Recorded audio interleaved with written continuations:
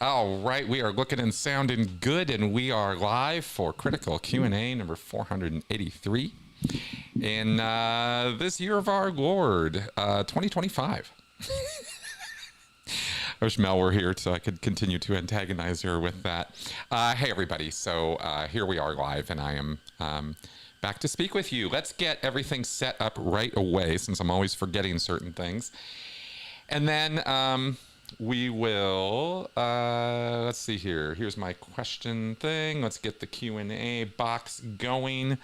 Please put your questions here. Apparently, this is a thing that goes up at the top of the comments box. You can click on it, throw in your questions. The Q&A has now begun. So if you have questions for me, throw them there, and we will throw them up on screen and answer them. Hey, Sam Slade, thank you very much for your wonderful super chat. Love answering y'all's questions. And Mel is good. Let's see here. Yes, she is. Yes, we're on Blue Sky now. I've been encouraging folks to go over to sort of navigate over their social media life to Blue Sky. It's a fairly chill place, at least my experience of it has been so far. And so you'll find me there. If you're looking for me, let me give everybody a quick update right now on social media, because my social media life has changed and is in the middle of changing quite a lot right now. So let me remind everybody or update everybody on what's up. So if you are looking for me on the internet, then the way to find me is Chris Shelton MSC. Whether it's on Blue Sky or whether any other platform, the name I'm going to use is Chris Shelton MSC, because nobody else on the planet is using it. It seems to be the one I go to, right? So if anybody says getting an education, doesn't set you ahead and apart from everybody else, well, there you go. There's the proof that having some letters after your name uniquely can identify you versus all the other Chris Sheltons in the world. If you Google Chris Shelton, you're going to come up with me. You're going to come up with a Qigong. I don't know if I'm pronouncing that right. Qigong, some meditative spiritual practice. Anyway, you're going to come across some guy who has my name, Chris Shelton, who is a Qigong or Qigong practitioner. And you're going to come across a Major League Baseball player. And we're all Chris Shelton. And there are other Chris Sheltons. I think the head of the United Auto Workers Union or Association or something is also named Chris Shelton. So if you Google me, which you can see I have done, remember when they used to tell you don't Google yourself? Anyway, so you can find me as Chris Shelton MSC. I used to say, hey, Google Chris Shelton Scientology, and of course that will bring up my socials as well. But if you're looking for me now or into the future, I'm pretty sure that's how I'm going to be identified for the rest of my life. I don't think I'm ever going to become Chris Shelton PhD. I don't think that's in the cards for me, to be honest with you. But we'll see. Never say never. Never say never. I did say many, many years ago, I never thought that any academic education was in the cards for me, and look what happened. So I'm maybe at some point it will be Dr. Chris Shelton, and believe me, if I get PhD, it's gonna be Dr. Chris Shelton. But anyway, that's what's happening there. So you can find me that way. I am leaving Facebook, and that means my professional Facebook page, which all have my work is on, and my personal Facebook account. That's all going the way of the dodo, because Facebook has already gone the way of the dodo. It is just a horrible, horrible place, and I no longer wish to contribute in any way, shape, or form to it or be part of it. I have been taking my time disconnecting from Facebook, though, because I have been reaching out to people who are important to me, or people have been reaching out to me and letting me know, hey, I want to stay in touch with you. I want to be in communication with you. Let's trade emails, or let's figure out, following each other on Blue Sky or something so that we can stay in touch. Because after I get rid of Facebook, the only social media platforms I'll be on will be YouTube and Blue Sky. I will be getting rid of my Instagram. I've never used it. Instagram is useless to me in my work. At least I haven't been able to find a way to make Instagram work in any real way. and I hardly have, to be honest, I've not really invested a lot of time in it. And Twitter was great until it wasn't, right? And it was never great. Twitter was always a cesspool. I mean, Jack Dorsey wasn't a whole lot better than Elon Musk, if we're really being honest. Just that Jack Dorsey didn't sit around tweeting all day what he really thinks about things, right? And Elon does. So you don't find me on Twitter. I deleted that account some time ago, and that's where you'll find me. There is a link tree, which I did update. There's a link below in the description section of this video, and I'm going to try to, slowly go through and get that link tree and all the other videos so this doesn't become a point of confusion, because my website, last thing to say on social media stuff, is my website is no more. mncriticalthinking.com is gone. I shut it down because I was like, they wanted to charge me like $700 for a renewal for a few years. And that made me take a good hard look at the utility of my website in my life and whether anybody's really looking at it, using it, engaging with it, finding me through it. And I didn't find that that was the case. And in fact, I took it down and only one person has noticed in the last month. So mncriticalthinking.com is gone. And if I do a website in the future, it will be chrissheltonmsc.com. But I'm not in any hurry to go there, to be honest with you. So if you find broken links, connected to me or something, that's what's going on, is maybe there's a little bit of flux or something going on right now in my social media life. And that's okay with me. I'm not in any big hurry to be on social media anymore. Years and years ago, it was a lot more important to my work and my sense of value to myself. And I thought I had it's one of those things you have to learn through experience. I spent so much time of my life in the last 10 years posting my work to all the different places and links, every place I could think of to post to, and for what? It didn't really get the job done. So, okay, so that's that. The other thing I wanted to share with you guys in terms of a little monologuing, I was just watching Gary's Economics, a great YouTube channel, which I recommend to y'all. And he was making a point about economics, which I'm not going to repeat here. You all can just go check out his channel. It just dropped today. He's been sort of doing a little informal series on the economy and markers of it and how you study it and stuff. And he talked about wealth inequality and why economists don't talk about that or even think about it. And his answers were very, very interesting. And it got me thinking an awful lot about academia, because that's what he talked about, and the way people are taught economics, and that there is a little bug in the system, right? But it actually was much, much, much more than just a bug in the economics teaching system. What he pointed out was something that is a big problem in academia in general and with people. And y'all know how much I love talking about people and our problems, right? But I thought this was worth talking or mentioning or talking about, and that is that there's a inherent difficulty in teaching somebody things to the level of being an expert at it. And that is that when you do that, you tend to create a lock-in phenomenon, a way of this person looking and framing the world through the lens of their expertise, through their knowledge. But what that does, I will say 99.9% of the time with human beings who have egos and senses of meaning and self-importance, is it creates a mindset of closed-mindedness where the person will believe, because they've spent so much money and so much time and are in a kind of academic echo chamber of their expertise, they will lock in on, this is what I was taught, this is what I'm invested in knowing and this is how I'm thinking about these things, whether it's economics or psychology or, industrial production in Middle Eastern countries or something. I mean, whatever it is that the focus of the academic research or work is, because we've invested so much of our time and energy and work and blood, sweat, and tears. When you get to the master's and the PhD level, it's blood, sweat, and tears. And when you have done that,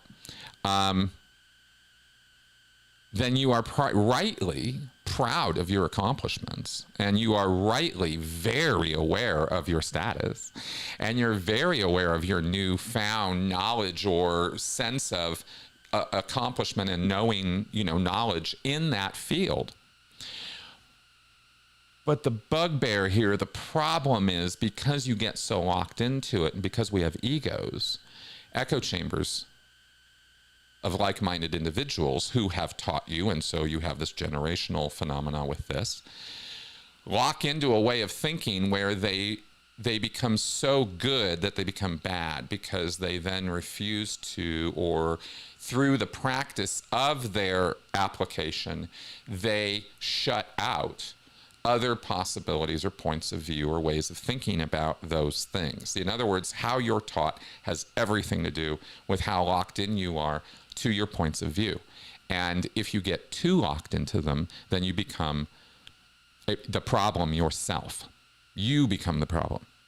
And I'm not going to go into economics today. I'll encourage you to go over to Gary's channel for that. But what I'm going to relate this to, of course, is my experience with academia directly having to do with social sciences. And if you think that, if the conceit and arrogance and puffery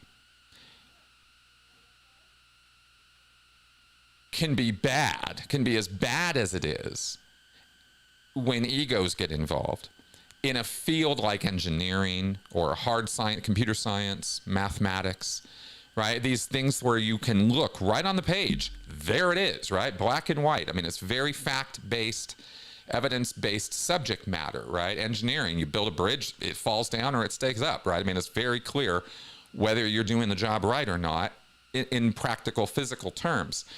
You come over to the soft sciences, the social sciences, and the idea of proof and evidence becomes a lot not flimsier or less wanted, but what is evidence in the social sciences is of a different quantity and quality than what you'll find in the hard sciences. And this has been one of the biggest problems in studying human beings or animal behavior even for many, many, many years, is how subjective the assessments and ideas and evaluations of the observations are.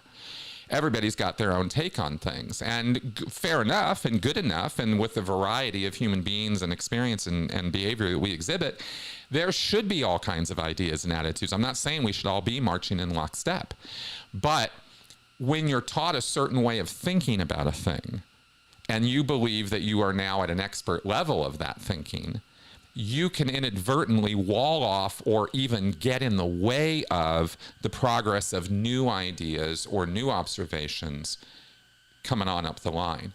And I think this is probably one of the easiest, least offensive ways of describing why it is that cults are not taken seriously in academia, any more than wealth inequality is taken seriously in academia by economists. Same kind of thing, right? A whole area of human behavior is completely ignored by a group of academics whose job it is to not ignore this kind of thing. That's the parallel.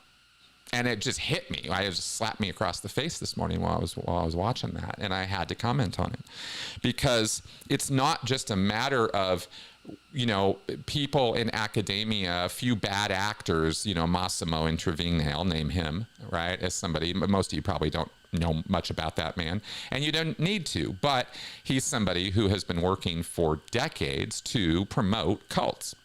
And he's paid very well by the cults to do so. And he is a so-called religious studies sociologist, in academia. So that's, kind of what goes on there, is a lot of money from the cults goes into academia to pimp the cults. That's a problem, and I've talked about that. That's straight up corruption. But that's not the only reason why academia is off the rails when it comes to cults. And they are off the rails when it comes to cults. We do not have real serious academic study in any religious studies or sociology area of universities. We don't have real super serious studies being done of the damaging effects of religion and religious cults, much less non-religious cults, right? You want to get over into, group psychology stuff or sociology stuff, or, I mean, I don't even know if there's a field called abnormal sociology. Wouldn't that be funny? There's abnormal psychology. There used to be, right? All the weird stuff, all the nasty stuff. So anyway, I just wanted to kind of talk about that a little bit. I don't want to overstay my welcome on that, but I thought I would comment on that stuff because it gives another angle of approach and another way of looking at why it is that cults get away with what they get away with. If you really want to understand the truth of why cults get away with what they get away with, it has to do with influence and money. For the most part in our society, those are the things it has to do with. And they can throw their money around and they can throw their influence around. But where does that influence come from? It comes from people who have views that are so locked in, right, that religion is good, religion can do no wrong, new religious movements are wonderful and an expression of first dynamic freedom of religion, and how dare you say otherwise. You can take these locked in points of view and then you can sort of repurpose them for the cults. The cults take these and go, yeah, absolutely, Scientology. I mean, Scientology executives would talk with, this, what was his name? Wilson, I think Robert Wilson, or, one of the old guard who started this whole thing right out of Oxford. You think these guys are so smart, so studied, so researched, so invested in these fields that of course they would see that cults exist and hurt people and people get too involved in them, but they don't. They don't see it at all. It's that bad. It's just, nope, we don't see it, right? And the same way economists don't see wealth inequality. So there you go. Okay, let's get to your questions now. Ooh, we got a lot in the box. Okay, good. Let me see. And if there's anything I'm forgetting or anything like that, y'all let me know. Of course. Okay, let's start with the top. Robert, what are your thoughts on capital punishment? Okay, let's start simple today. All right, good.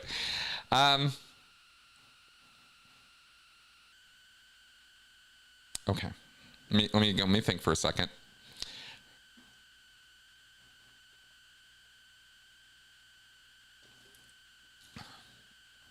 First off, my main approach to capital punishment is that it's not a good thing to do. It's not an effective deterrent. So the idea that, you're going to get killed if you do that, the state will kill you if you engage in rebellion, sedition, treason, whatever the capital offenses are, clearly you won't. So in this country right now, you won't. So that's not the punishment doesn't even really exist. But if it did exist, it's still not a deterrent, is it? I mean, I don't know how to be more clear about that. January 6th, right? So they all got pardoned. There's no justice there, right? There's no concept of that. Do they all deserve to die for what they did? No, I don't think that either, though. Right? So, my personal view on that is no, I don't think that the capital punishment is or ever has been an effective deterrent to people committing the crimes for which they will be killed. Just go down to death row, right? Take a look at these people. Do they look like the kind of people who thought carefully about what they did before they did it? Really weighed their options and really weighed their future consequences of their decisions against the heat, either the heat or passion of the moment or the cold-blooded logic of carrying out an execution, right? Either way, these are people who are not thinking in terms of consequences when they're carrying out their actions. That's kind of the problem. That's what being a criminal is all about, is you are someone who is not thinking through the consequences of your actions, and you just don't care anymore. And those reasons why you don't care may or may not be justifiable or rational according to people around you, but they sure are to you. So off you go, right? Your needs, your desires, your wants are more important than any social considerations. That's what it means to be a criminal. So the idea that you're going to be deterred by the possibility of future consequences, should you be caught, should you stay caught, should you be judged guilty of your crimes, right? There's all these milestone hoops, you know, there's all these things that they have to do to you before they can kill you. The state can, right? Before capital punishment will even be a reality to you. You know, they may threaten you to get you to confess with this kind of stuff. And that's all sort of a whole nother conversation about, you know, police interrogations. But anyway, just not much of a deterrent, right? So if you, and the reason I harp on that for a second is because an awful lot of people believe in their heart of hearts that capital punishment is a punishment so great, it's the ultimate punishment, you no longer get to do anything. We're taking away your right to do anything forever. We're ending your life, right?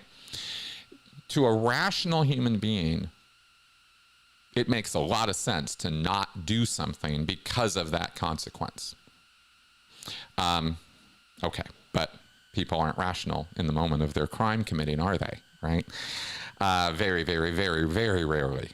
And certainly when it comes to capital offenses. Okay. So for deterrency, that's my argument. For the humanity of it, I also have an argument. Right? It's not super well formed, but the idea basically is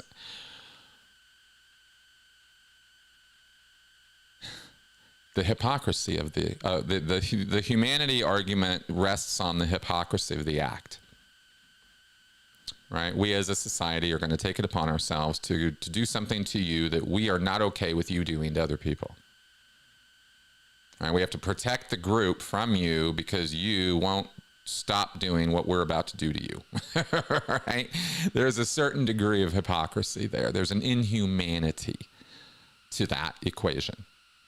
It's a final solution. It's an easy solution for the group. It's the solution of easiest resistance, right? There's no, once it's done, it's done. That person is removed. Once you've taken somebody, a mass murderer, serial killer, right? Whatever. And you kill them, they're no longer a threat to society. They're gone, right? Problem solved. Easy peasy, right?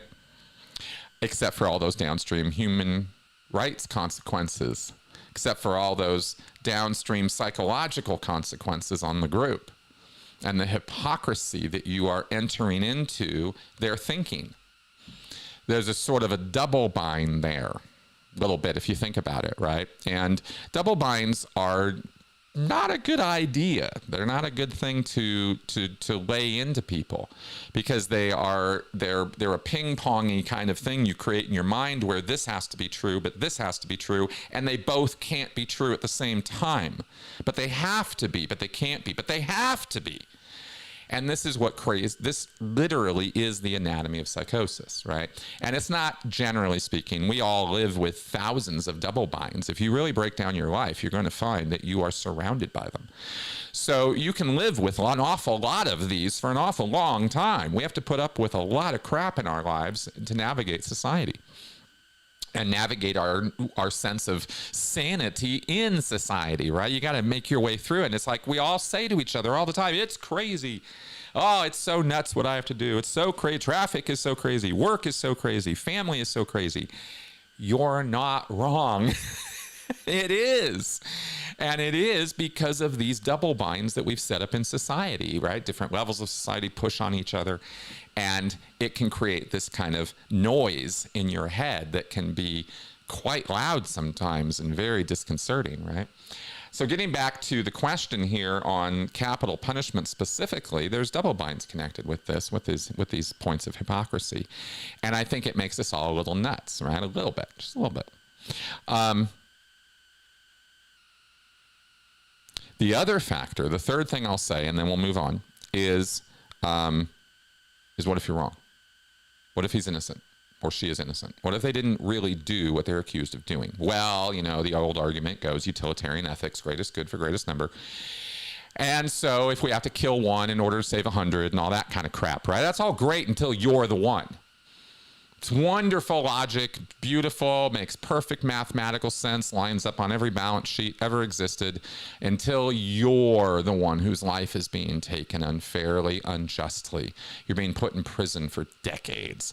How do you give that back to a person? You can't. You have ruined their life forever. That's what you've done to them by putting an innocent person in prison or killing them. And it happens all the time. It's what the Innocence Project and many other, humane groups try to do to push back against this systemic murder. That's kind of how I think about it, right? So I have pretty strong views on that. And someone might come along and go, well, okay, Chris, so anecdotally, if somebody murdered Mel, my wife, or, killed my dog or something, right, Benson, would you guys, oh, we have Benson cam, by the way. I'll get to that after this. Sorry, I totally forgot about it. So somebody comes along, kills my dog, right, or kills my wife, am I going to change my tune? I don't know. But what I do know, and what I'll say right now is, if you think that your emotional argument trumps my rational one, right? I'm making all of these arguments in a non-emotional, in an unemotional, or trying to be fairly unemotional about it, right? Here's facts. Here's some, some rational ideas for this.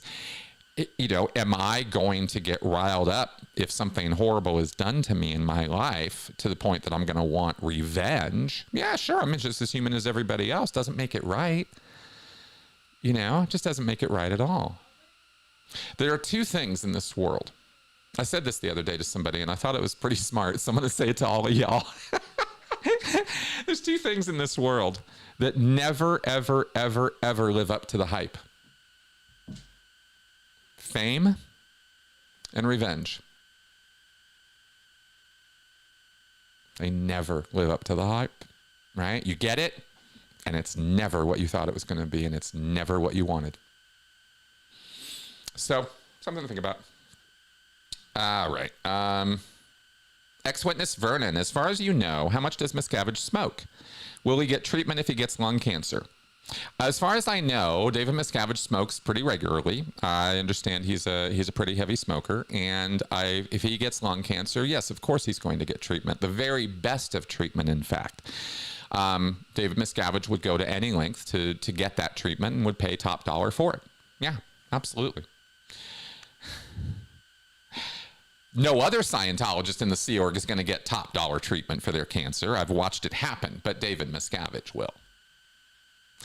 Oh, okay. Let's do this one, and then we'll do the Ben scam. Sorry, I totally spaced on that. Okay. Peter DeGroot, I've noticed that a lot of people raised in Scientology swear like sailors. You're goddamn right they do. Is this because LRH was a sailor? Did he swear a lot? Yes and yes. Hubbard was a legit sailor. He was an independent, taught sailor. He loved the ocean. He loved sailing around. He did have valid and real certification to be a master of a vessel on any ocean in the world. I do believe that is a true fact. I've seen those documents, and I believe that they are real. And he had skills when it comes to being out on the ocean. He loved it. He truly, legit, as a human being, he loved the water. From a very young age, right? All the way back to his growing up in Washington State. So I think Port Orchard or Seattle or whatever, and he would sail off the coast and stuff. So at some point along the line, Hubbard joined the Navy, and probably prior to that, he was in the ROTC when he was in university. So he definitely was involved with and around the faux military life for a good long time as a young man and a young adult. So did that, teach him to swear like a sailor? Well, of course it did. And did Hubbard have any, real problems with that? No. He did not swear during his public lectures unless he was extremely angry, and there were only like 2 or 3 instances of that I could point you to. There's a lecture called The Mist, Withhold, where he really gets into it with people back in the 60s at St. Hill.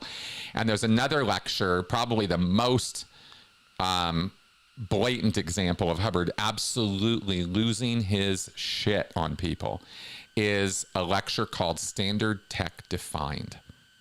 And he is screaming. He's yelling straight up obscenities. God damn it, you people. I mean, just straight up yelling at these guys. Kind of like the Tom Cruise COVID video, it's like that kind of, if you heard that audio, right? It's like this ranting, really pissed off, Hubbard lets loose. So yeah, I'm told that he did swear a lot by people who knew him. So that's what I got. Okay, let us, let's flip over to check out some Benson cam. I shot this morning for you guys. This is fresh and new. This is what my little doggy looks like today in the living room there, just chilling on the couch, and he'll hop off there in a second. But he is so anxious to get outside today, and unfortunately it is sub-zero, or not sub-zero, but it's below freezing temperatures. It's really cold here today. We've got this one last day of cold, and so poor little guy has to be stuck inside. He goes out every now and again to the backyard for a few minutes, but he really just kind of is stuck inside all day. And he really lets us know if he doesn't get his daily walk. He hates it when he doesn't get his walk. I take him out every morning for a walk around the block. And if it's too cold out, of course I can't. So anyway, that's my hand. Anyway, there's our Benson cam there. Let's go back to the chat screen there. Yeah, so he's just, he's such a cutie. Robert, yeah, you're right. I just noticed your comment there on the racial element. Yeah, I didn't even touch that one, but that's definitely part of the picture with capital punishment in the United States as well. If I were to go into all the inequities and injustices of our prison system, I don't know that I would ever be able to shut up. It's what we do to people in prison is just grossly inhumane on pretty much every level.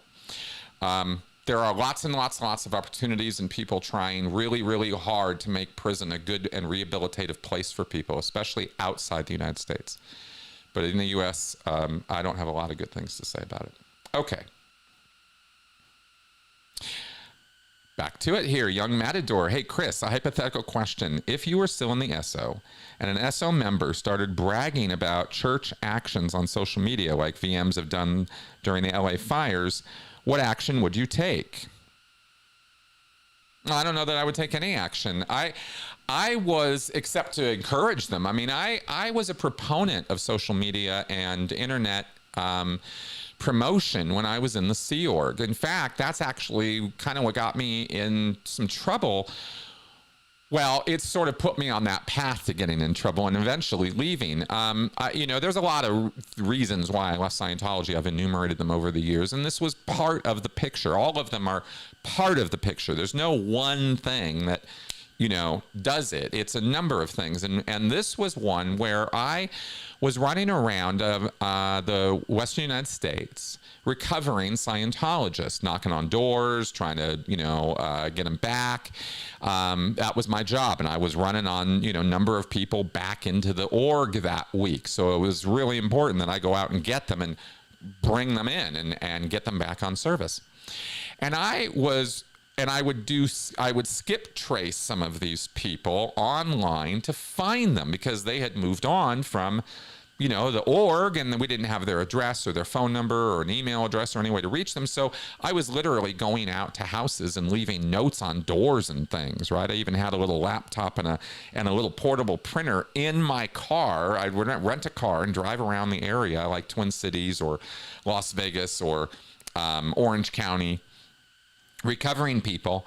And this wasn't work I did in Las Vegas, but I did Portland, Seattle, Orange County, Twin Cities, I think one other org I went and did this recovery work at. And I would go there for months doing this stuff. For Twin Cities, I was there for a few years. And where I'm going with all this is that I was in skip tracing these people and trying to find them. I would see Scientology represented online. I would see, stuff come up. I'd see links to Tony's articles. No, I'm not looking at that. I think that was the first time I ever saw the word Xenu was in some Google search return when I was trying to find a Scientologist. And I was so bummed and pissed that we, the Church of Scientology, weren't dropping more positive news and reports and success stories and information out there to counter all the bad stuff. I'd see all this bad stuff and I'd see very little good stuff, and I'd be like, what gives? You know, and this led to me looking up some things that we were told on at events, and then finding news stories or that they wasn't true, or finding no news at all, which would indicate it wasn't true because there was just nothing. We were, you know, when David Miscavige tells you there's, you know, thousands of inches of positive press in Colombia about Scientology, or the Colombian media is going crazy about how great the Way to Happiness and Scientology are, and then you go, oh, Colombia, Way to Happiness, and nothing's coming up. You're like, really? So this kind of happened to me. I was sort of like, what's going on here? And I was really, really upset that there wasn't more of us on social media. All of that to say, that was my frame of mind. So when you asked me this question about, you know, hey, if you saw some other SO member promoting us online, I would have been, good job, you know, that maybe don't tell anybody what you're doing, but good job, you know. Double binds, right? Okay, there we go. Okay, ex-witness Vernon, how much money did your parents spend in their time in Scientology? Do they regret it? I do not know the exact amount of money that my parents spent. They never told me, but it was a lot. Hundreds of thousands of dollars for sure. If a total of $1 million, I could see it. You know, over the years, I could see that. Remember, though, that my parents did Scientology in the 70s and 80s. And the amount of vulture culture, you know, straight donations, give us all your money for the IAS or for buildings and none for you, that was not yet a thing in Scientology. The IAS, the International Association of Scientologists, just began in 1984. That's when it started. And that was Miscavige's dream child. My parents were pretty much, they were still in 84, very much so. But it was about another 5 years before they finished off what they did. My dad finished OT7. My mom basically had a really, really bad experience at Flag in Florida, and she was done after that. So that was all like 88, 89, 90 was when my parents kind of stopped doing anything with that. So they didn't get wrangled into, as I understand it, they didn't get wrangled into a lot of straight donation situations. We didn't have IAS regs coming out to our house until 2 a.m, regging my parents for, you know, $10,000 for fourth dynamic campaigns, all this Scientologies I'm throwing at you right now, right? But yeah, I hope you get the idea. They didn't experience a lot of that compared to how it is now, where that's pretty much all Scientology runs on. So all that to say, my parents were also staff members. So they got a lot of their bridge in the 70s and early 80s, well, 70s, as students co-auditing or as mission staff members receiving auditing. And I don't know if they were made to pay for that or not. But I know my dad co-audited on the briefing course in the 70s. He brags about it. He talks about how it was, he co-audited hundreds of hours of the Dianetics drug rundown with somebody and went clear on it. And so I don't think he had to pay for a lot of auditing prior to going to clear, but he had to pay for the briefing course. Or did he? I don't know if the mission paid for that. So you can see I've never really sat down with my parents and done a nickel and dime talk about this. So I'm kind of all over the place with it. But so $1 million is probably actually pretty overestimation now that I'm really thinking about the numbers of this. Yeah, let me have that. Let me say 500,000.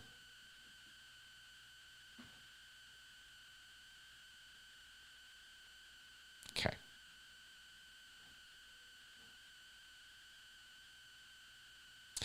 Paolo Pecorini, there is a narrative about America's obsession with religion, any religion. Yes, there are many narratives about that. I'm not sure if that's a question or not. So I'm not going to go on too much of a roll about it because I could go on a roll about that. I'm not going to do that right now. I don't think you want me to. Okay, carry on. John O'Nolan, what's this Trump coin all about, or meme coin? Okay, let me say this, okay? I'm not an economy major or finance guy.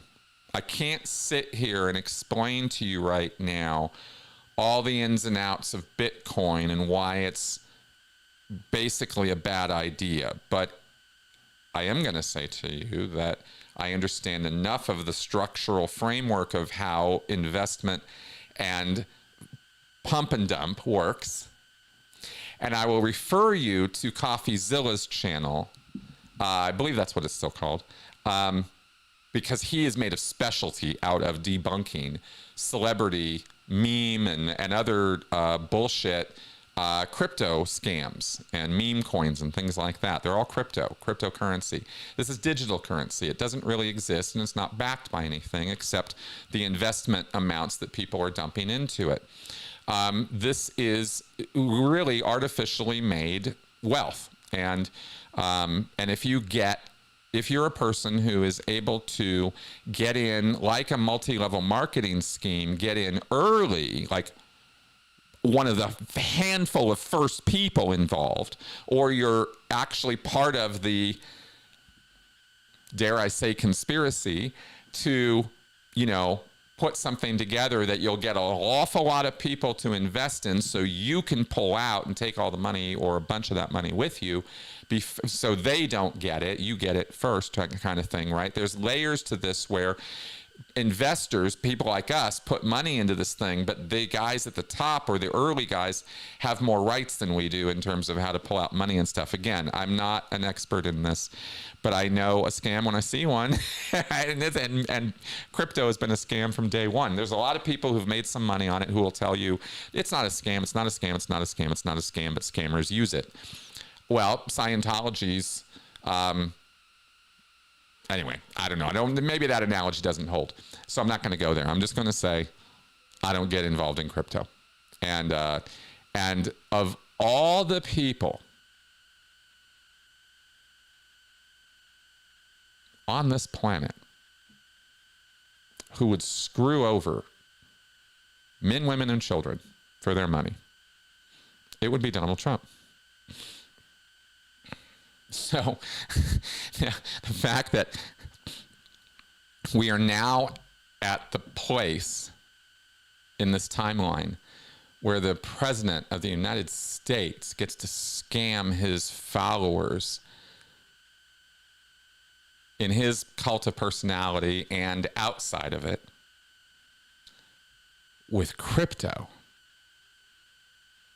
I kind of lose words for my ability to describe the levels of gross stupidity involved in investing money into something connected with Donald Trump's name at this point.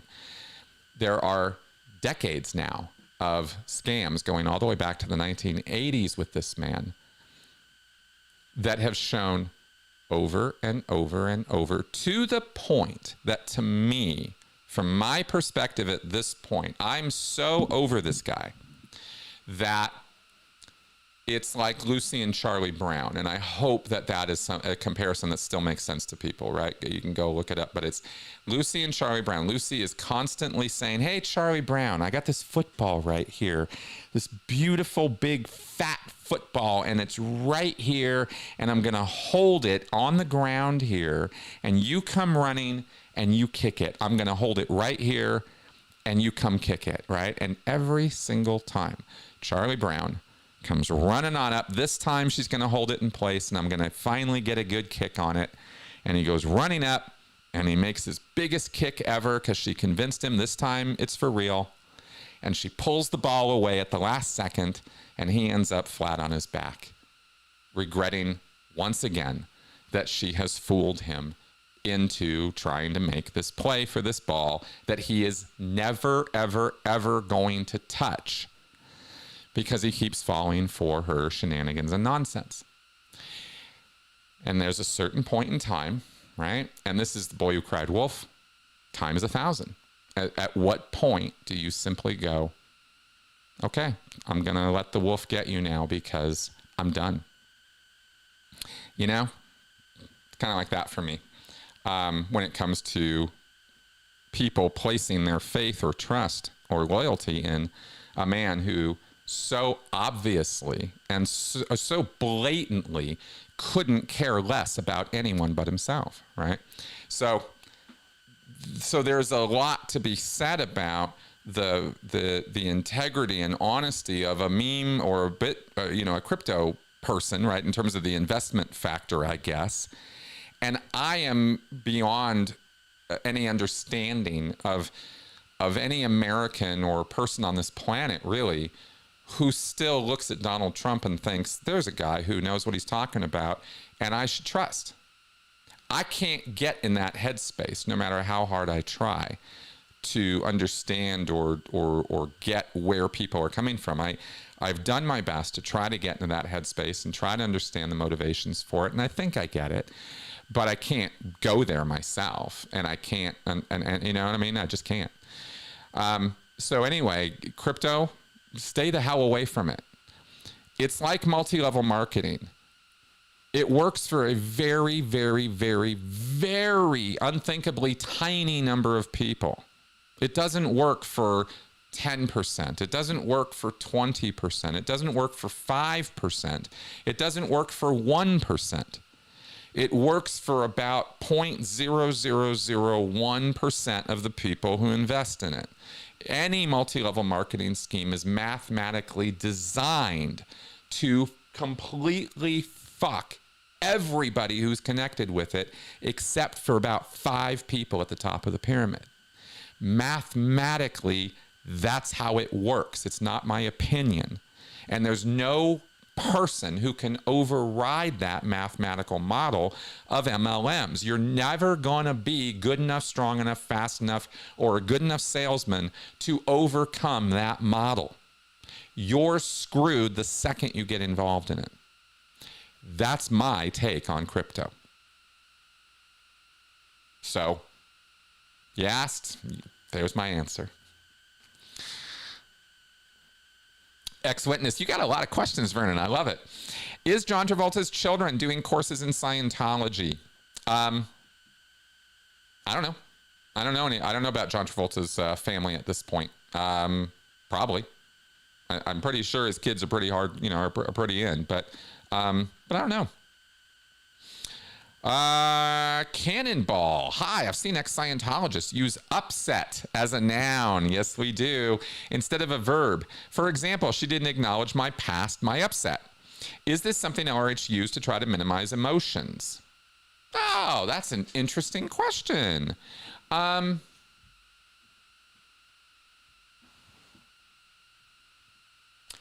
That's really insightful, isn't it? Wow, that's good. Yes, I believe. Yeah, I think so. Here's why, right?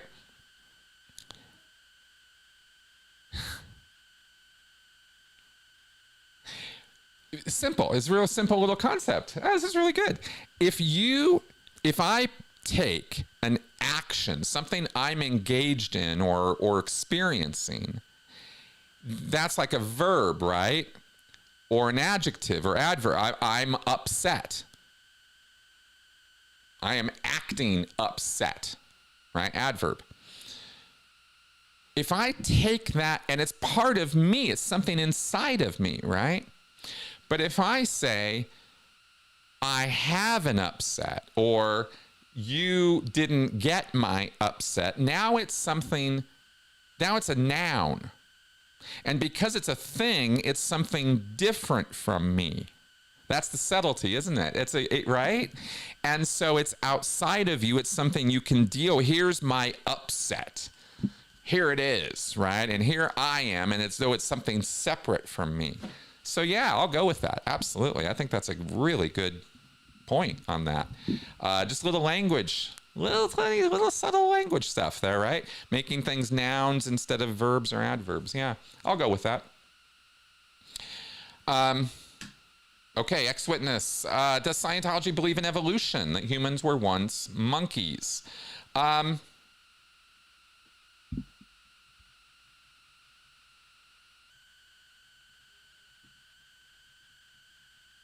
Yes and no. I wish I had it. There's a line in, okay, Scientology changed over time.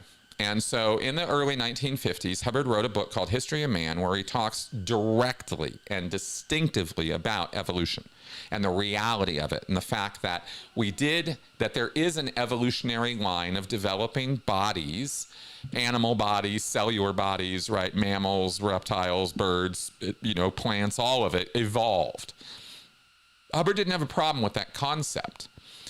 Where he integrated thetans into it, spiritual entities, is he said that they are a separate life form from the evolutionary, what he called the body line, or the cellular line, or the protoplasm line, when he was trying to be fancy. And he talked about this stuff in 1951, 52, 53 time period. But come forward 10 years from then, up to the 1960s, and you get the St. Hill Special Briefing Course. And during those lectures, when Hubbard has codified and sort of put together Scientology a bit more, we have a bridge to total freedom. We have all these processes and the e-meter and all this stuff. Part of this integration of all this past stuff was to say, well, look, the evolutionary backstory of planet Earth actually isn't true totally. It's all an implant, actually. And it's a footnote to a lecture on the briefing course, right? Like, it's not like Hubbard made some grand announcement one day, evolution's all a myth. Oh my God. He didn't write a bulletin. He didn't put it in a book. He didn't dedicate an entire lecture to it. So it's one of these kind of things that a lot of Scientologists never even hear or find out about a whole lot. And they don't really stress or think about it too much. Because remember, in Scientology, the stress is always on you as a spiritual entity, not bodies and the protoplasm line. They tend to kind of, whatever, bodies, right? They just don't think it's very important. And therefore, evolution isn't very important, because who cares? Bodies, right? There's a million planets with a million different kinds of bodies all over the place, right? We've got no shortage of bodies to habitate in this universe. So at the end of the day, who cares, right? Would be a kind of encapsulation of at least how I experienced Scientology and ran across others who thought about evolution in Scientology, right? If you thought about it at all, what I just said is kind of where you would go with it. And which means you really don't go many places at all with it, They're not deep thinkers. It's important to understand that Scientologists are not deep thinkers. The genetic entity X-Scion mentions from History of Man. You'll have to dig up. There is a lecture from 1957, I think, 56, called The Genetic Entity. And that, I think, were some of Hubbard's last statements on that matter of a sort of parallel life intent or life form that drove the evolutionary process forward. This was called the genetic entity. It was Hubbard's concept of a sort of life force that was not the same thing as a thetan, but compelled or impelled the progress of cellular evolution, ultimately to the forms of life that we have now, right? Is kind of run by this craven, sort of insane life unit that lives inside your body, kind of, called the genetic entity. I've talked about this at length before. It's confusing, even for Scientologists. It is very confusing. It's very hard for Scientologists to get their wits around what Hubbard was trying to say with the genetic entity versus the thetan, because they're not the same thing, and he makes that very clear. But then it's like, okay, but then what is it, and where does it come from? There's nothing on any of that. There's nothing on where GEs come from, right? So again, it all sort of falls into this sort of like, well, here's a little tiny bit of data. Oh, that doesn't make sense to you? Sorry. It's kind of how it works in Scientology with that. Okay, Xian. Oh, thank you. Thank you for doing the video you posted yesterday. I've many times asked what happened to the integrity of our mainstream news and never got as good an explanation as you gave. Well, thank you. Thank you very much. I was hoping to accomplish with that. Not a high interest item for a lot of people. Obviously, it's barely broken 600 views so far, but I don't know what it is. If you guys have any ideas for me as to what I could be doing better about that stuff, I'm definitely down for, for that. I'm a cult guy. I'm a site guy. I start talking about this other stuff and people just lose interest so fast. And it's so discouraging to me in a way. So thank you for complimenting me on that. I really, really appreciate it. I need a lot more encouragement because I happen to think in my, heart of hearts that the stuff I talk about on this channel is kind of important stuff and helpful to try to navigate some of the double binds of our society and our world, right? We live in a lot of double binds.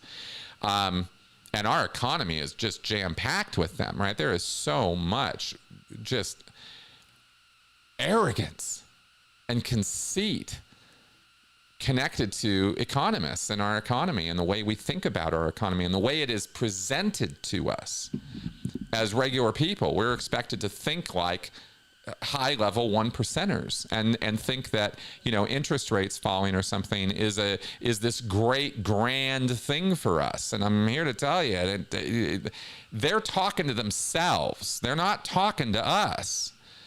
It's not clear at all in any of the conversation. My entire life, it's been like this, so we are fed a lot of information about our economy and about the state of our money and finances that is just not helpful to us.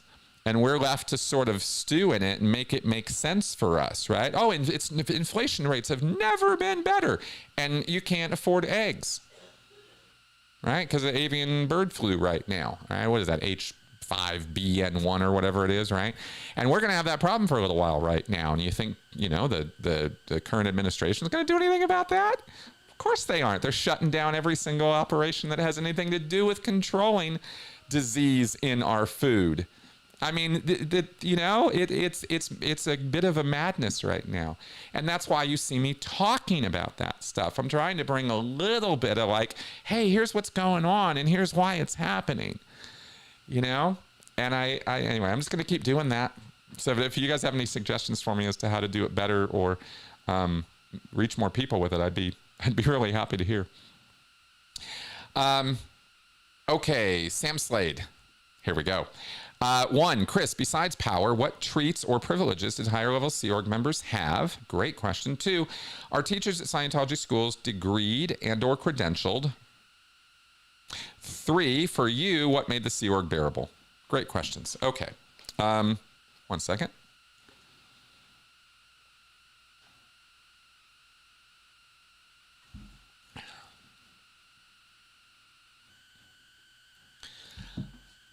Scientology has morphed over time.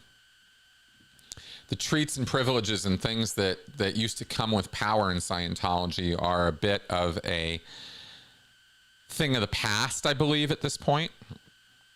But there used to be trips, there used to be movie nights, times out, really good food, parties, full-on parties put on. Beer and cheese, like alcohol parties. Like in the 70s and 80s, the Sea Org fucking partied. I mean, I will say that. They had their really, really rough times in the Sea Org under Hubbard and under Miscavige and elsewhere. Not even directly under those two, right? But they partied hard. On the boat, off the boat, different places. So there were perks. Bonuses, there would be money. There was a lot more money flowing around in the 70s, 80s, and 90s in Scientology at the upper levels of the Sea Org than there are now, right? In the 90s was a transition period where all that stuff started being eclipsed and pulled in. Sea Org Day became worse and worse and worse year after year after year. The day that celebrates the very existence of the Sea Org and allows Sea Org members to take one fucking day to have a party. right? The last day of a full day of partying was the first year I got in the Sea Org in 1995. From that point forward, Sea Org Day was cut off more and more and more by David Miscavige, direct orders, right? Fuck you people. Your stats are down. You don't deserve Sea Org Day. One day out of the year. You don't deserve it. Your stats suck. We're not paying for anything for you guys. We're not giving you anything because you don't deserve it. Right? That was a sea change. It was not like that before. Sea Org members were hardcore, but they were proud, and they were actually proud of the work they were doing in a really weird, twisted way. And don't get this too twisted up. I'm talking about in their heads. I don't mean they had a good reason to be proud of their work, but there was morale. That's the point I'm really trying to make, is there was morale. There was a group feeling that we were all here working our fucking asses off for this, but at least we get something for it. We get these moments of relief. We get these periods of partying. We get these periods of acknowledgement. And Miscavige slowly but very, very surely pulled all that away.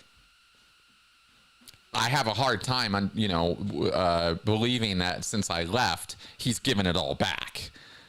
I don't think that's the case, right? I think they just suffer in silence. So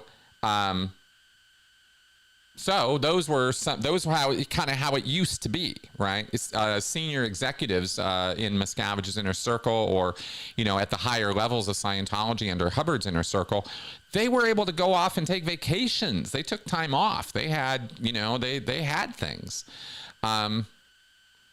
Sometimes they were even given gifts and stuff by Hubbard directly, But yeah, over time that all just kind of went away. Okay. And then, are teachers at Scientology schools degreed or credentialed? I don't think they are. I believe private schools can get away with almost murder when it comes to educating children. There are really, I don't mean to be alarmist, but I don't know a whole lot about this, so I'm sort of speaking a little bit off the, from the hip here. So I would encourage you to check that out. But I believe, I know for a fact that Scientology teachers at Apple schools and at the Delphi schools don't have to be credentialed teachers. I don't think that's the case. So what made the Sea Org bearable? Very little.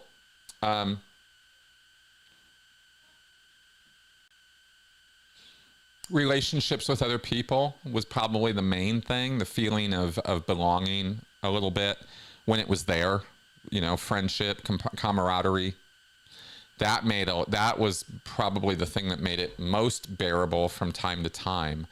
But that was few and far between. Most people in the Sea Org, and myself included when I was a Sea Org member, are just high-class bastards, right? To each other, to the world at large, right? There's very, very little room in the Sea Org for compassion or real care about other people.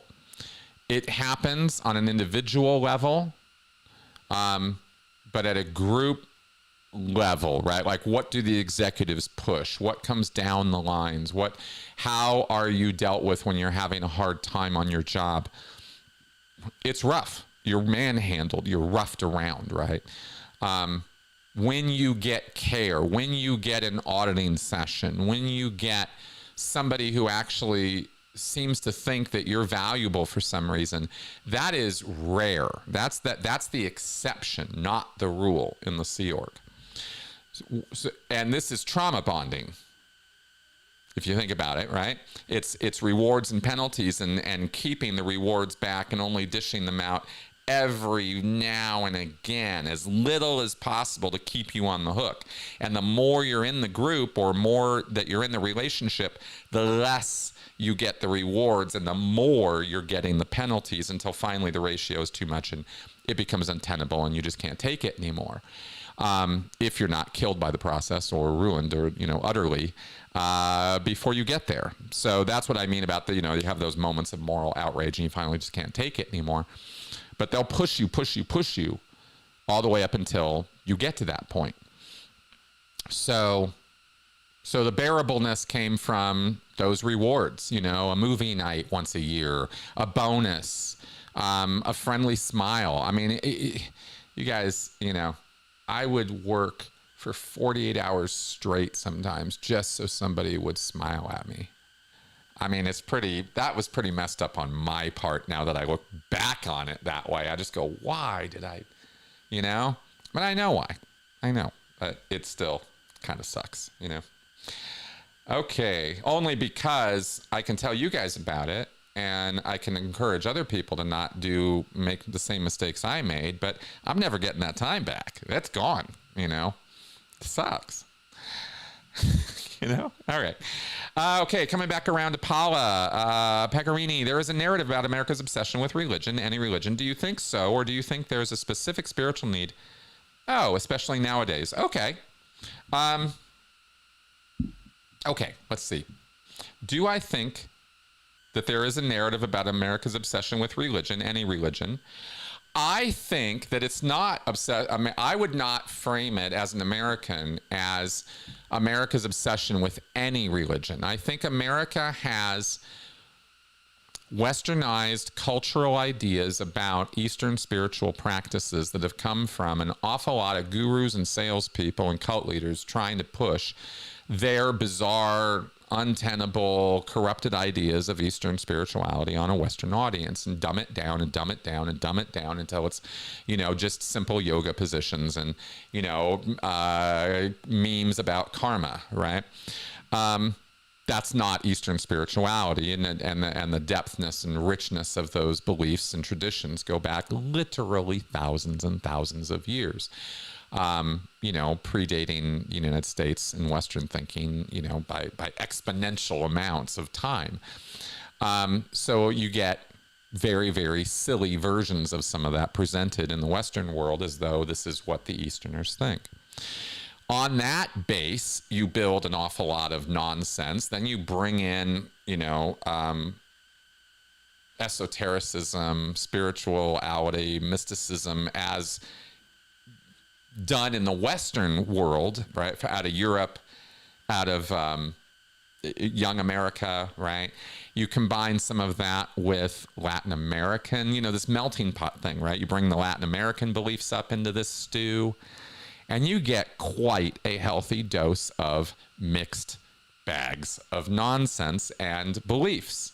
And everybody's adding and taking away the stuff that they like or don't like. And over time, this is how it all kind of happens. Right? I'm really not describing anything too esoteric here, but America's thing with this is we have a Protestant tradition. America was founded by Protestants coming here because they wanted to be the version of Protestantism that they had, whether it's the Pilgrims or the Quakers or the Shakers or the thises or the that's, right? Whoever it was that was coming over here in their religious communities, they were coming over here because they didn't want to be oppressed and they wanted to live an oppressive religious lifestyle, very, very culty in many, many ways of these early groups and settlers. And they were very hardcore about their beliefs. This is the tradition on which America was literally founded, and we kind of don't think about that a lot. But it had everything to do with the whole attitude of how our culture developed. Fortunately, we had that melting pot phenomena, so it all kind of homogenized into these different groups and this concept of religious freedom. Thankfully, that came out of this. That wasn't a preset, like determined conclusion of this, right? And in fact, now we're seeing hundreds of years after the fact, we still have this strain of Protestant evangelical religious belief in this country. There's a tune of millions and millions of people here who are adamant that this country was founded on religious principles by God, and our Constitution was written by angels or something, and this is God's design for the world, is America, and we are a Christian nation, and we should reflect that with Christian nationalist values and tear down the walls between church and state. This is a broad, argued for, and at this point, closely connected view to our government structures. Right, it's very, very tied in with the thinking of an awful lot of congressmen and legislators and people in the executive branch as well, right? I mean, Mike Pence is an example of what I'm talking about.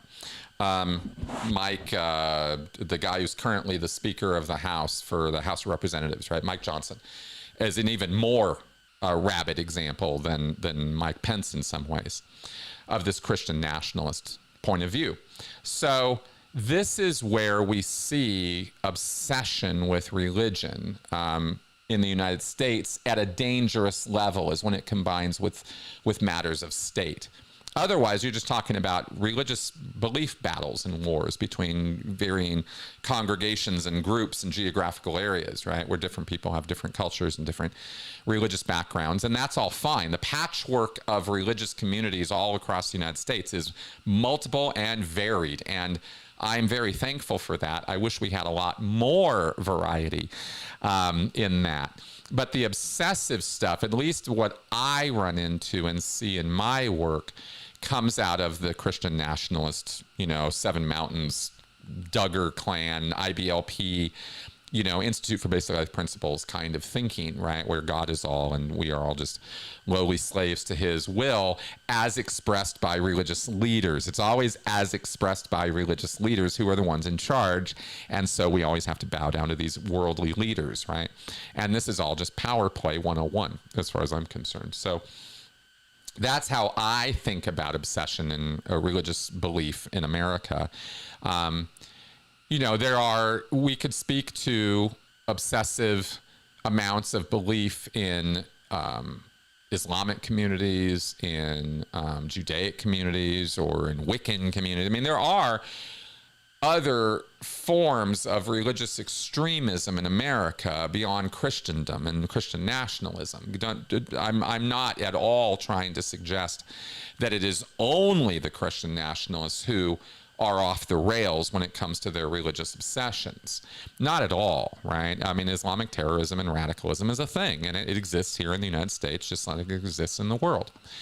There are extreme forms of Judaic expression, right? Hasidic Jews, things like that. People who really go hardcore on this stuff and they make it their life obsession, or they're born into this culture where the religion is the dominating force of people's lives. And that's very rampant in America, but it's rampant all over the world. So I don't think that though the existence of extremist cults or groups in America makes America a religiously obsessed place. I don't think that's the reason for the view that America is obsessed with religion. I believe it's the Christian nationalists who make the world think we're all nuts as Americans, right? We're all this, like, these must go to, that must have the biggest cross on the corner, must go to the church every week, must, memorize my biblical passages and all that. That's the Christian nationalists and the evangelicals and those hardcore folks who tend to be the ones who represent America on the world stage, because so many of them are in our government, I think is why that is that way, right? There you go. My thinking on it. Thanks for asking. Okay, Lutz Albrecht. On that Facebook thing, the Zuck bowing to Trump equals spineless scum, also others. Yeah, but probably not just that. Let's think about this for a second.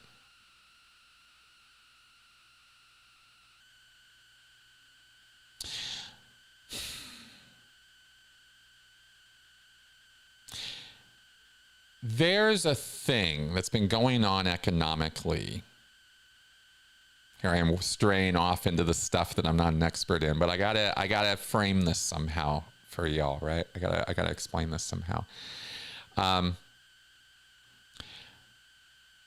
did that show a few weeks ago about the wage inequality thing, right? How the top 1%. This is a thing that you can see out there. There's a lot of people talking about this now, and it will be a topic that will be talked about more and more and more as we move into the future here, because this is really foundational to a lot of our problems that you and I are experiencing. The top 1% guys are not all there is to this picture. there's a top 10%. And then there's the top 1% of that 10%. And the amount of disparity, the amount of economic hit that the top 10% have had, departing from that top 1%, is a greater amount over the last 10 years, as I understand it, than the amount of disparity we've been experiencing at the lower levels. There's like 3 lines. It's not just 2 lines where, you know, we're at the bottom and the top 1% are up here at the top. That's true, but there's this other line of the top 10%. And they've been breaking away from the top 1% economically, losing status, losing privilege, losing power and money, because the top 1% have been sucking it away from them. So they're becoming more like us and started adopting more of our political causes in retaliation for this disparity. And so you saw this phenomena of Karens. And this is not all the Karens, okay? There are low-class, middle-class Karens in abundance, but there's these top 10% Karens, right? There's these ones that you're like, what the hell, right? There's these techno bros. There are people in California who have invested heavily in the left parties, in the Democratic Party, and that kind of thing. What was that all about? Well, that was about trying to tell the top 1%, you know, hey, we don't like your politics, or you're generating this disparity, and we're trying to fight back against you by going more to the left. Well, it didn't work. In a nutshell, where I'm trying to go with all of that, right, is it didn't work. Trump got reelected. And so now, as I'm thinking about this, right, they have to not only kiss the ring, but they're trying to survive as they see it. And it's a different set of rules that exist at the top for the top 10%, 1%. They're living in I've called it the rarefied air, right? The place where the oxygen gets a little thin because they're so high up on the socioeconomic ladder. And we're so far down at the bottom, right? And this inequality is the problem of our times, and has been for the last 50 years. But these people aren't listening. They're not aware of the problem. They don't think about the problem as a problem, because it's not a problem to them. They're the ones sucking up all the wealth. So the Zuckerbergs, the tech bros, the venture capitalists, the folks who live in California, all those guys, right? The left coast people were trying to push back against this 1% disparity that they were experiencing. And I don't know that it worked, right? And so if you can't beat them, join them. And you have to understand, when you're looking there, here's one thing they'll throw out, and then I'll move on. When you're looking at the top 10% of our socioeconomic ladder, you are looking at people who are not living on the same moral plane that you and I are. And you can go read some Nietzsche if you want to really go deep on this crap. But the bottom line is that there's 2 different moralities that operate in the United States.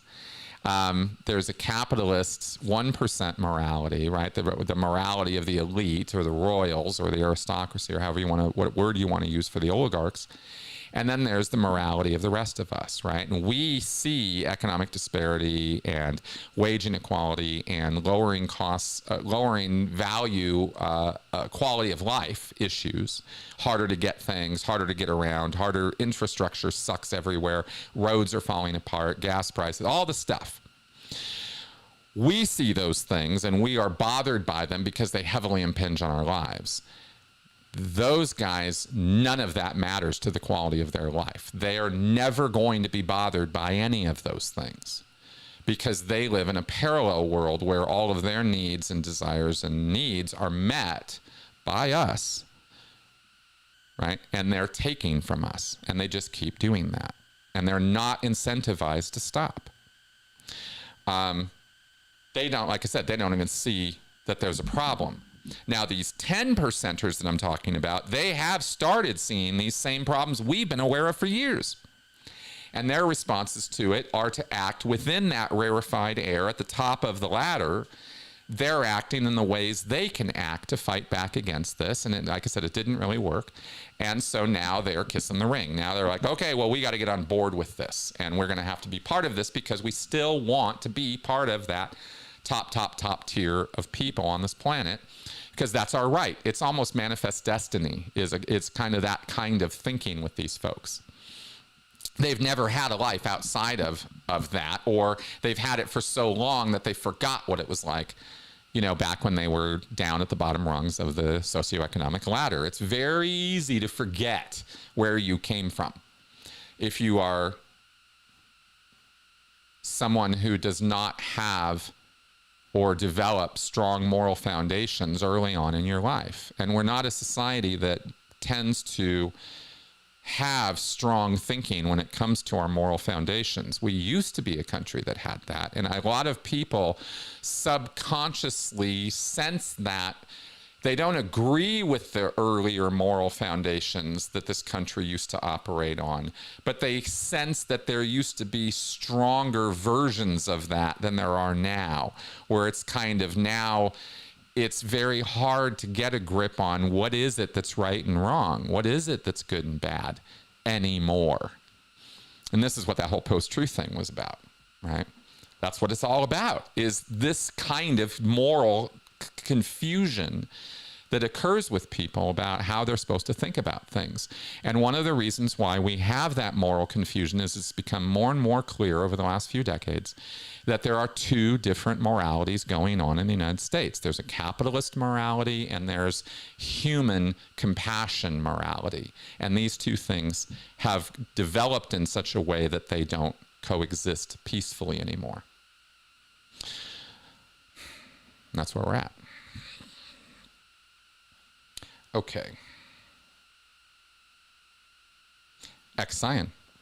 Did you see the history of Pam Hemphill, the MAGA granny who refused her pardon for participating in Jan 6 because she realized she had been in a cult of Trump? I did. I'd love to talk to her, and I am going to try to figure out a way to reach out to her, and maybe she will talk to me. I would love to speak with her. I have heard about 2 people who rejected their pardons from Trump for January 6th. 2 people out of all those folks. So you see what I mean about moral unclarity right now? You see what I mean? Like, people just don't have any foundation of right and wrong, good and bad on which to judge the fact that when you try to engage in an insurrection against your own government, that's a criminal act, right? It's like, it's just not even clear to people. That's that post-truth thing. So Pam Hemphill is somebody of unique moral clarity. I'd love to talk to her about that. Yeah, greed is good. That's right. 1980s, Wall Street, right? What are we talking about, right? It doesn't all go back to Reagan.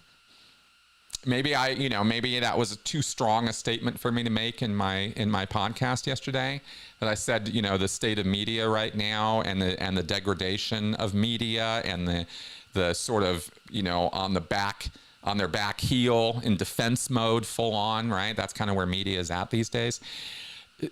That's on Ronald Reagan. And I believe that it is. But he didn't act alone. Put it that way. Okay. Oh, wow. 2:30 already. Okay, we got to get going. Okay, Ex-Scion, in a post-truth world, can I trust you? Why? Well, of course you can. I have nothing but your very best interests at heart.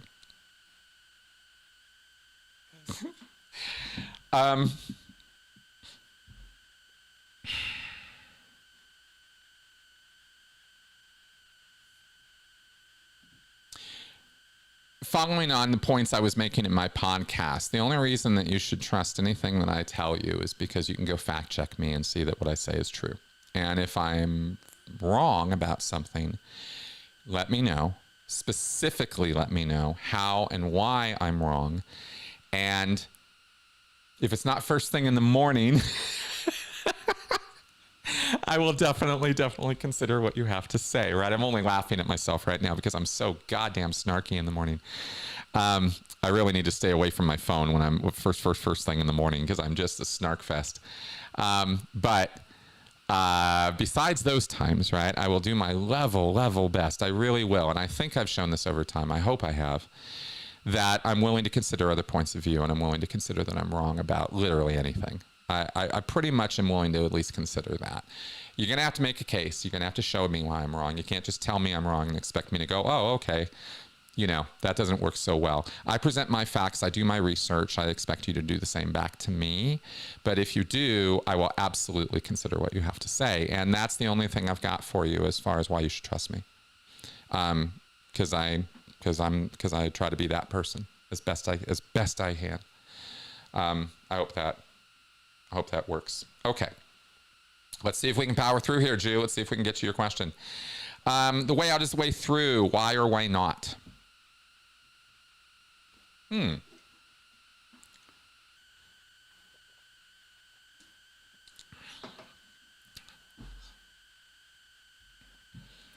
Absolutes, of course, will stick you almost every time, and this would be one of them. If faced with a difficult task or something that is difficult for a person to confront or deal with, odds are there's something about it that they need to deal with or confront, right? They need to push through that. Just because something's challenging or even offensive to you doesn't make it wrong or even immoral. It's just challenging. And you got, you know, and life is lived and won by challenges, by overcoming challenges. I mean, analogize it to a video game or something, right? There's bosses and there's quests and there's side quests and, you know, there's rewards and there's penalties and yeah, it can even kill you. You know, that's life. And so to expect there to not be challenges or not be things that you have got to push through, no matter what it takes and no matter how hard you have to try. And yes, maybe there is life and death circumstances you have to do that for. Absolutely, that happens all the time. And it would be, you know, gross of me or anybody to say life shouldn't be challenging or, oh, you poor thing, right? You shouldn't have had to hear those horrible things. Or you shouldn't have had to see those horrible things. Sometimes you do need to hear and sometimes you do need to see the horrible stuff in order to rise to the occasion and do better. All in that direction. Otherwise, what's the point? You're just torturing somebody, right? But if you can give them hope, give them meaning, give them purpose, then you're on the right track. Now, that all being said, this falls apart when you think about something like, I'm going to dig a hole. Well, see, how would I put this? Let me put it this way. Let me just say this, because this is the thought that I had, and it's a stupid one, but let me throw it out anyway, right? Here you are on the Earth. I don't have a globe here. Here you are, and you're going to push through to the other side of the Earth, right? You're going to dig on through, right? Way out's the way through, right? You're stuck in a tunnel, and you're going to push, and you end up, because you don't know which direction you're going in, you end up having to push all the way through the planet to get out, or conversely, you could just turn around and walk out the cave, right? And get to China by going around the planet or flying or something a lot easier is my point. Stupid analogy, I know. But, you know, is the way out the way through when you need to dig through the entire planet rather than just turning around and going and taking a plane? No. Right? So that's why absolutes always fall apart, because it's always context specific. I hate the fact that I love and hate the fact that while I'm not an academia and I don't think of myself as an academic as such, I'm always falling back to the academic answers, right? Well, it depends. Oh, boy. Okay, X-Sign, a friend in Loveland said it's a little chilly now. Yeah, to say the least. Does Benson still like to go outside? Benson goes outside no matter what. It can be minus 40 out there, and he wants to go outside. He loves being outside, but he's not an outdoor dog. He just needs to go outside a few times a day, and not just because he needs to go, you know, poop or something. He just loves it outside. I think it's how he gets his news. I think his walk around the block or his walk through the neighborhood that we do is his way of scrolling. You know, it's his way of like checking out what's going on with everybody. And I think he gets a little lonely a little bit. He's very social and he loves other dogs. So I think that's kind of his way to connect with the neighborhood, quite literally. And I think that's why he's so keen on going out. Exion, veganism is a philosophy of behavior that is based on the idea that animals should not be treated cruelly. Is it a cult? It can be, but I don't think veganism as a subject is a cult any more than I think, you know, psychology is a cult. I mean, you're going to have a wide disparity of views, right? The distribution curve within the world of veganism is going to be, you know, hey, don't worry about it. Just eat some carrots and you'll be fine, all the way over to if you touch anything with a face, you know, you deserve capital punishment, right? And everything in between. So can you find culty behavior in any subject that is seeking to dictate or regulate morality or behavior? You bet you can. But I would not say that veganism in and of itself is a cult, because then I have to sit here and go, okay, who's the cult leader? How does this work, right? What are the dynamics of codependency? How is it us versus them, and how are they all marching in lockstep, right? And how do we think about the spectrum of veganism? Like, there's a lot of unanswered questions there, right, that we suddenly have to dig into to determine, oh, it is a cult? Well, okay, so here's all these things that we now need to show in order for it to really be a cult. Yeah, okay, George Smiley. Do you think Hubbard would have embraced Grant Cardone for his fame and money, or banished him as a squirrel whose how-to books suggest that Scientology tech alone can't lead to success?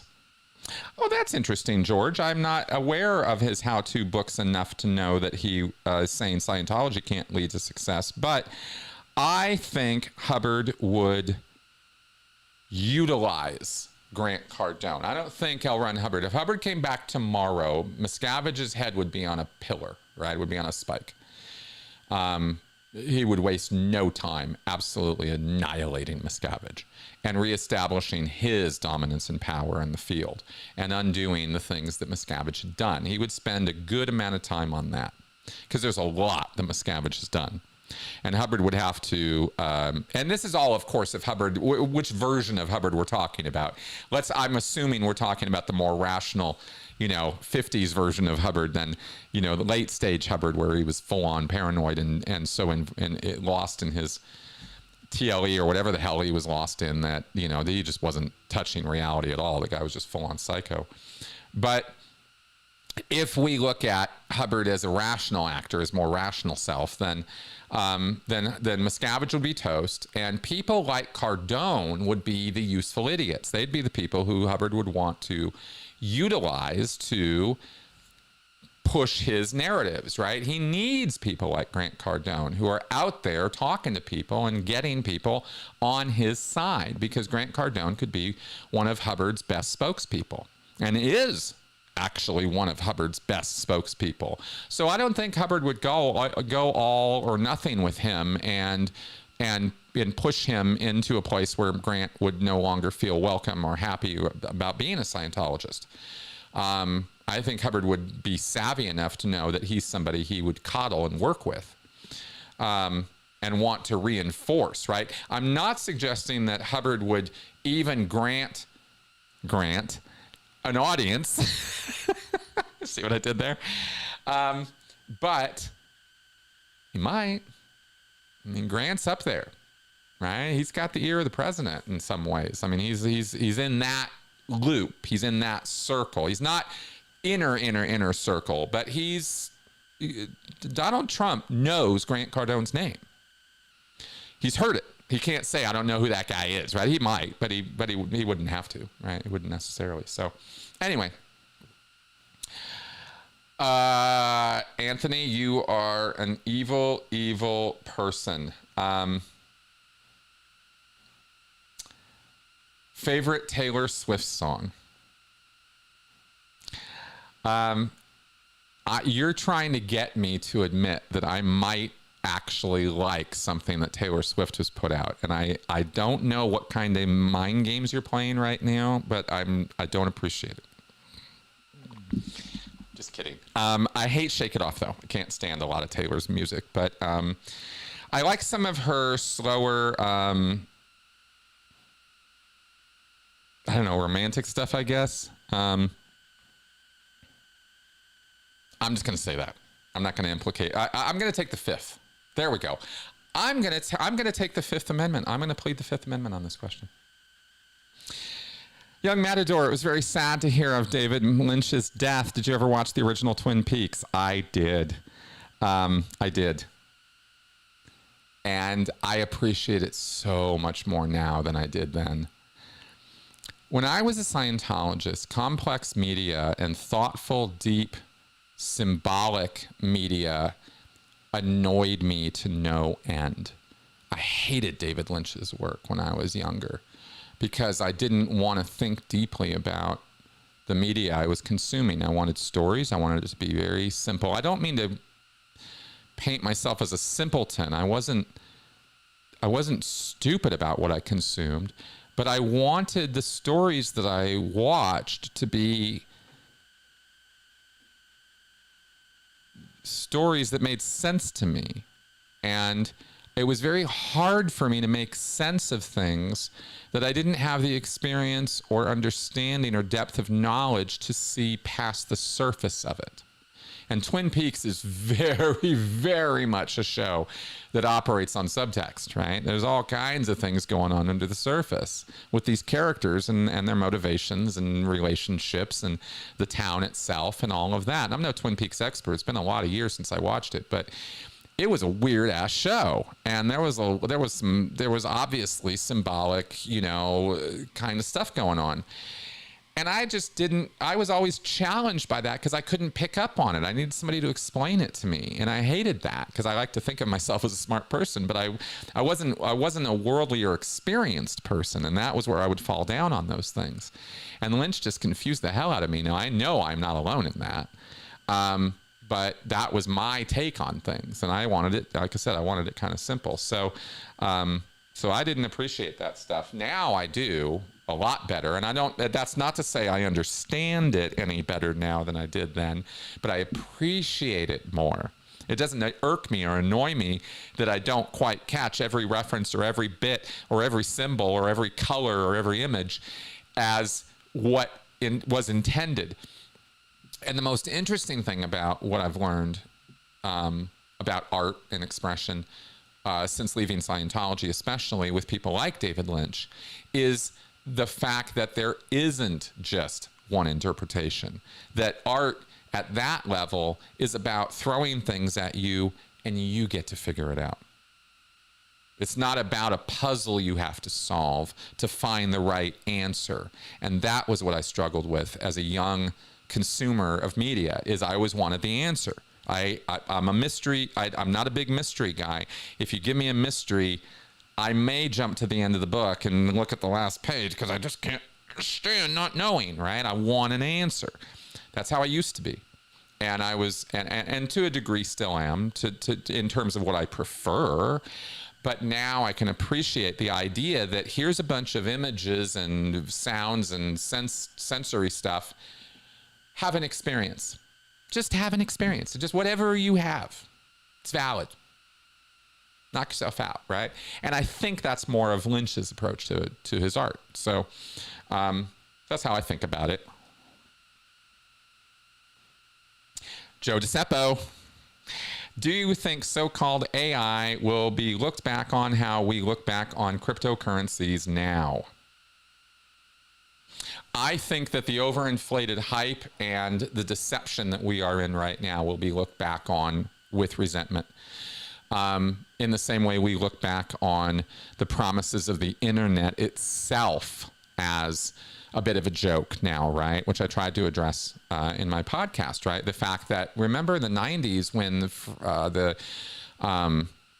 oh God, what was that? Electronic Freedom Foundation or something like that. Like there were groups who were advocating for a free and open internet in a way that is laughable now, right? Like, it's just a joke. Like, what do you mean a free and open internet, right? Like, nobody can even conceive of such a thing now. But there was a period of time where it was in its formative stages where it really could have been that.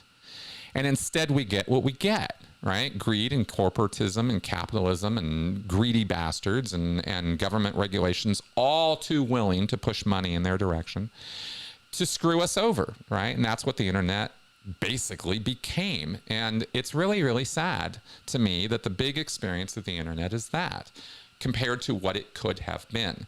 And we have two generations of people now who have no concept of what I'm even talking about. They just don't even they can't even imagine what I'm talking about.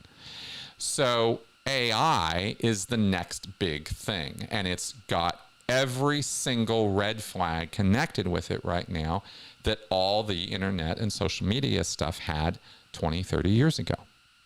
And are we learning from those mistakes? This is what I tried to say in the 90s.com thing in my podcast. Did anybody really learn from the mistakes of the 90s with the .com bubble? No, they don't. We don't pay attention to the failures of 2 generations ago, because we're so hype on the next new thing that doesn't look anything like that. Couldn't be that we're just going to repeat history 30 years later. Oh, no, no, no, no. We're so much smarter now. Okay.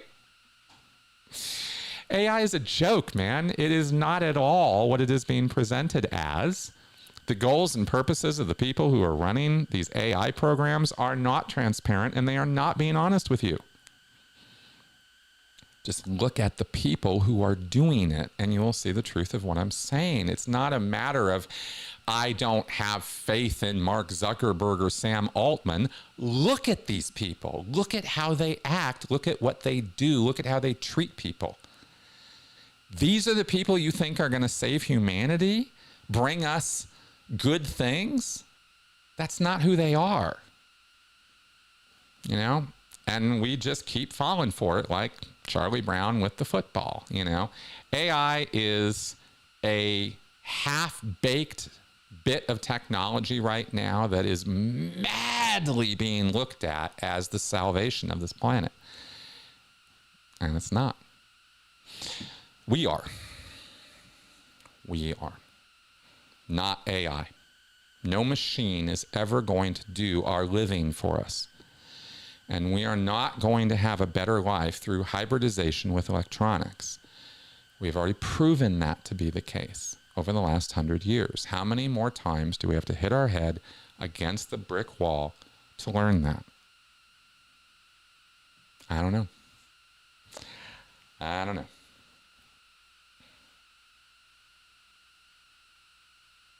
I don't think that's for me, but thank you for that comment, Gnome Sands. I don't have a son named Ben. Okay. Finally, okay, last couple of questions and we're going to wrap up here. Jew Martins, I was watching another YouTuber and lots of people's questions, the choices of the guest that seemed pretty sus, and the YouTuber went very defensive over it. Do you vet your guests? Okay. Do I vet my guests, basically, is what you're asking me. And I vet them to a degree. I do not have any kind of process. I don't do a checklist or something. I don't do legal checks. I don't do background checks. I take people at their word when they come to me. I look at them. I look them up. I do fact checking, and I do some Google searching on them. I very rarely have gone in totally unknown. There are guests who I've had on in the past who have changed over time. And their views now are views that I absolutely do not agree with in any way, shape, or form. But at the time I had them on my show, I did. Because their views were different than they are now, you understand? Not because they were saying the same crap then. James Lindsay is an example, right? This guy went complete alt-right pipeline and went down the Trump rabbit hole and everything else. And this was a guy who had some pretty smart things to say about sort of the idea of religious extremism and culture war value sets, right? And specifically, you know, the whole March 2020, summer 2020 madness of BLM and the riots and everything else that was going on back then. And we had some critical things to say about that group, the Black Lives Matter, not the movement, get it straight, get it straight. Do not criticize me as being some racist or something, because I had some criticism towards BLM as an organization. And that's what I was trying to raise the alarm about back then. And I had people straight up just, call me a racist and fascist and all kinds of Nazis and all kinds of crap thrown my way, right? Because I correctly was saying that there is some money motivation going on with some of this and some other things, right? Anyway, James Lindsay was on board with that, had some positive, interesting things to say about all of that, and I interviewed him once or twice, trying to make those points, right? At this point, I don't even talk to that guy. I wouldn't want to have anything to do with him, disconnected from him a long time ago, right? And told him straight up to his face, you're going down the alt-right pipeline, man. This is nuts. He didn't want to hear it, right? And people think, well, people are the heroes of their own story. So anyway, bottom line, yes, I do vet my guests a little bit. And when people attack my guests, I will be defensive of them. That is true. I will bias myself in that direction because I've chosen to feature that person's views or ideas on my show. Very rarely do I have people, in fact, I can't think of, there's never been one instance where I had somebody on my podcast or channel because I wanted to debate them because I grossly disagree with them. I don't do that on my channel. It's not that I'm averse to doing it. Well, I guess I'm averse to doing it because I've never done it. But I guess I just don't run my channel that way. I bring on people I agree with. I bring on people whose views I want to bullhorn a little bit, or at least share with the world, rather than do like debatey stuff. Let's get into arguments. Let's argue here. That's not my flow. Right? So I guess I get a little defensive about my guests to the degree that I want their views to be understood and accepted. And when people don't, I'm always like, oh, that sucks, So you might run across some of that with me. I've done that sometimes. Don't insult my guests. Don't be an asshole to my guests. In the comment section of my channel, I've done that sometimes. Okay. Okay, good. Joe DeCeppo. Okay, fair enough, Joe. I never said AI would bring anything good. I mean, as in it'll be seen as a scam like... Okay, fair enough. Do we think AI will be a scam? No. Because AI is not just a scam the same way crypto is. It's different. There is utility in AI. I mean, don't get me wrong. There's use for large language model processing of information to provide synopsis and merge information, give you information. I mean, there's utility there. It's not a pure scam for just a few people to benefit from and everybody else gets fucked, right? So I wouldn't analogize it to AI, to crypto. I wouldn't do that.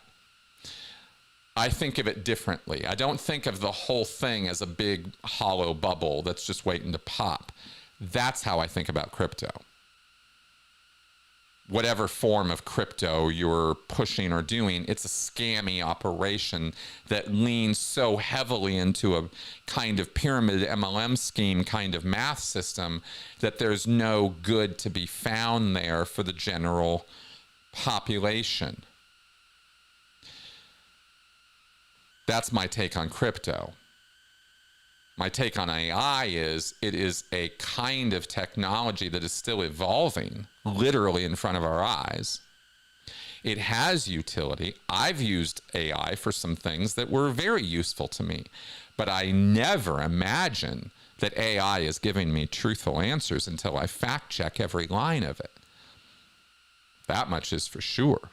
I do not take anything the AI tells me on faith or that I trust it. I don't trust it at all. But it can save me some time sometimes because sometimes it gets it right. it gets it right often enough in the kind of questions I ask it that it's useful to me. But I don't imagine for 1 microsecond that there's intelligence at the other end of what I'm feeding my prompts into. I don't call that intelligence, right? It's compilation. It's merging information. It is language analysis, but that's not intelligence. Not the way I think about it, at least. So anyway, thanks, Joe, for clarifying that. Sorry, I wasn't more clear in my earlier rant about AI and the people behind it. You get me on a roll, and I just went off on that. So thanks for clarifying. All right, folks, 2:50. I guess we're gonna have to wrap up.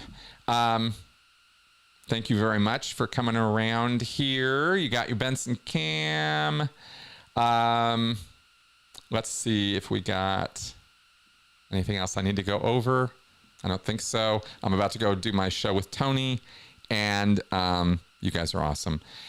Thanks for coming around. Thanks for your support. Join me on Patreon. It would really help. If you're enjoying my channel and what I do here, this is my job. This is literally what I do for a living. And I really love doing it. And I only am able to do it because you guys are supporting me in doing it. And that's just the God's honest truth. So my book is coming along, by the way, more research happening. I'm so close to getting to the writing phase. This went slower than I wanted it to, but I'm so close now. So that is still a very, very front burner for me. And I'm enjoying the hell out of consulting with people. If you need help, if you need any one-on-one, if you want to talk to me in a way that maybe I could assist you in some fashion, especially if you are somebody who is a survivor of or recent participant in some kind of coercive or culty situation, you don't know what to do, you're wondering how to get over it, you want some help, you want an understanding ear, I'm your man, right? You can contact me, we can work that out, and I can do some consulting with you. So there you go. And there you go. Okay. Bye-bye, guys.